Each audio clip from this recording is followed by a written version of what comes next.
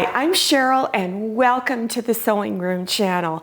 This is your tip of the week, and in fact I've got 3 little tips for you this time. The first one was about a viewer was having problems pressing her applique patterns onto the background fabric. So let's take a look at what an applique pattern is. Here is a pot holder with an applique pattern on it, and it is this overall bill pattern, and so the hat, the arm, the body, and the shoe is all glued onto the fabric, and then it is stitched down. So let's just go quickly through the process of doing this. I've drawn this heart shape onto this fusible web, and what it is it's 2 layers of paper. There's 1 layer on the back, 1 layer on the front, and there's a little thin layer of glue in between the 2 layers. So you usually draw your pattern on the blue grid line side, which I've done. And then you cut the pattern out and then you apply it to your fabric. So here's my heart shape. I've already cut it out. But the fusible web, this is the blue grid line side that you draw on. I removed the paper on the back side and then put it onto the back side of this red fabric here. But now I want to put it onto background fabric. So what you want to do is remove the paper off of the back, and I've got a little place here, and you want to make sure that you don't remove the glue. So here it is. I'm going to remove this off, and the glue is still on there.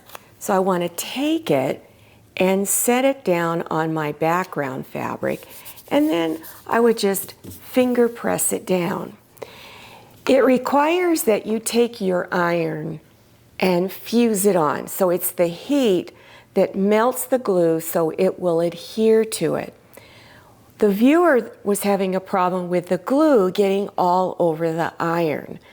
The important thing is that you need to put something over this. So I just usually take a plain piece of cloth, just any fabric, and I lay it over the top. Then take my iron and set it down on top. And you usually have to hold it down 12 to 15 seconds to get it to fuse on. And after you've done that, you just take this off, the fabric off the top, and then you let it cool down for a moment, and then it's ready for your stitching around the edges or whatever else you need to do to it. Another viewer had a question on when doing appliques like this, what do you do for the quilting stitches? Because normally when you do quilting stitches, you just go all over everything. Well, on appliques, I don't like to do that because then it kind of distorts your beautiful applique pattern that you work so hard to get on there and look nice. So here is what quilting stitches look like normally. They're either going to look like this, straight lines, or it's going to be a serpentine stitch. That's normally what you do. You can do that all over. Well, on this example over here, that's exactly what I did, except I did my stitch up to the design and then stopped and then lift up and went over on the other side.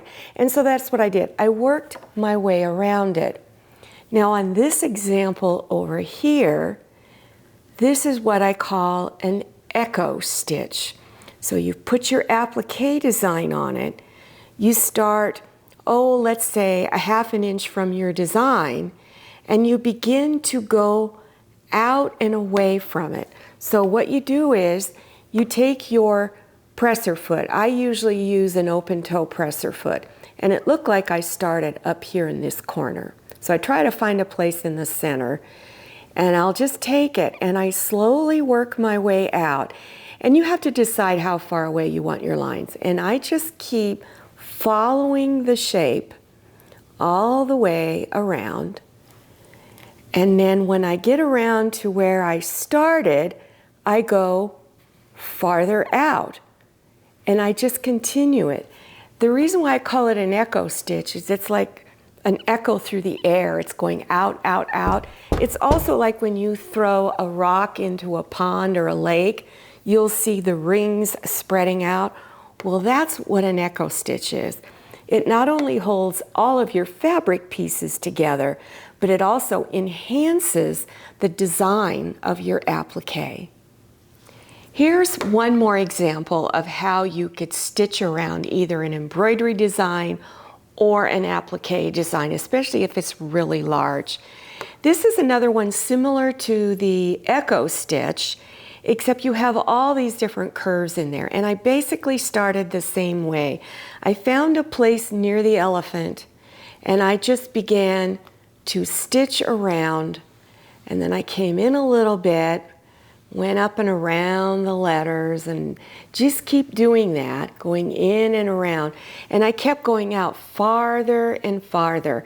So you can also do this with your embroidery stitches. And by the way, this is a book/reading pillow, and I will have a tutorial on how to do this not too far down the road.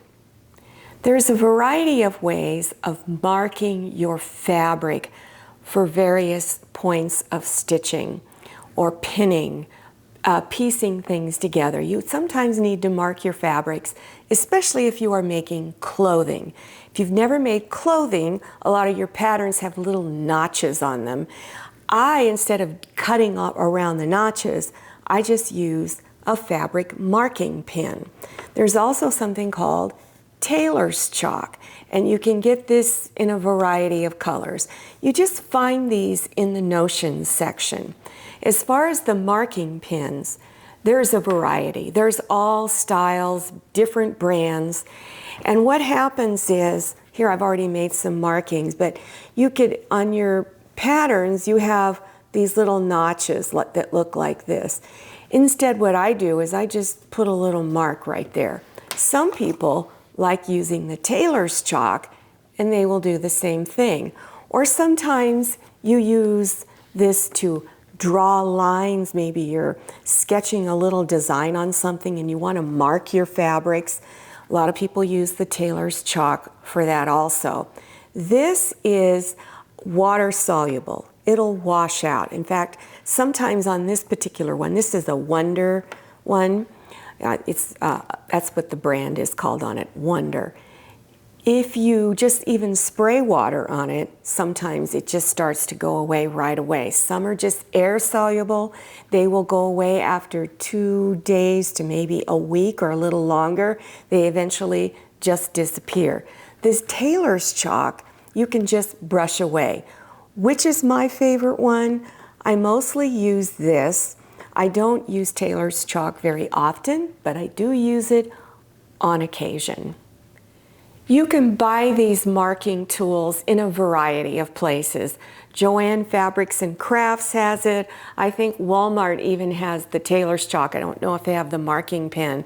You can go to other fabric websites that sell sewing supplies, and you can even go on Amazon.com and find a variety of marking tools. Should you pre-wash your fabric you've just purchased, or should just go ahead and cut into it and just hope for the best?